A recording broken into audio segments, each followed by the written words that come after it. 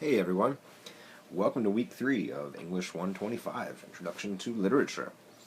So this is a cool week this week because we get to explore poetry, one of humankind's oldest and most effective ways of storytelling.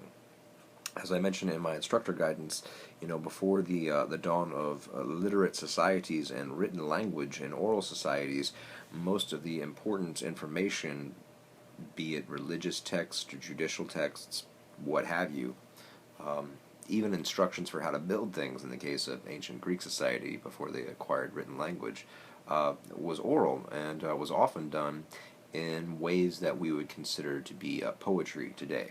So, in many ways, poetry may very well be the oldest of our genres of writing. When you look at the Sumerian Epic of Gilgamesh, dating back to about 3000 or so BC, and texts from the Bible, such as the Song of Solomon, Homer's The Odyssey and the Iliad. These are all, in their own way, poetry. The first and last two are epic poems. The Song of Solomon is more lyric poetry, but each of these, in their own way, tells a story, and it tells a story through that unique medium of poetry, which combines elements of prose, which we've already discussed, words, being able to use words imaginatively and figuratively and meaningfully, but also elements of music and the visual arts in a way that's much different than the short stories we've been reading.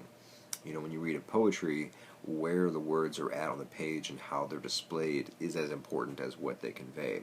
That's not always the case in written prose. So anyway, we're going to be looking at a lot of poetry over the course of the week, just in the sense that it's diverse and from a broad range of authors and time periods and places.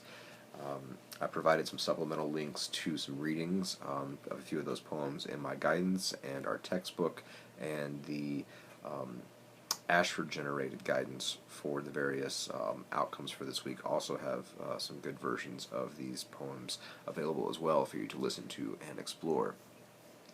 So for this week, for discussion 1, you're going to be listening to, this is important, listening to We Real Cool and My Papa's Waltz, two very different poems that nonetheless have musical qualities to them and elements that can only really be brought out successfully, I think, when you hear them spoken, when you hear them read. So be sure to check that out and then respond to the prompts about the poems. Here's a hint about My Papa's Waltz. It is not about a kid getting beaten by his dad. That's one of the most common misconceptions about this piece that I run into with students throughout the years. Because it uses language from the early 20th century and because it's a poem, many students sometimes come away thinking that they're reading about a kid being abused by his father, and that's why context is so important, especially in this case, historical context, and really close reading, really reading every word and every line to make sure you're not misinterpreting it. Because when you do, you'll see it's not about a kid getting abused. So, pro tip on that one. Discussion 2, you'll start out checking out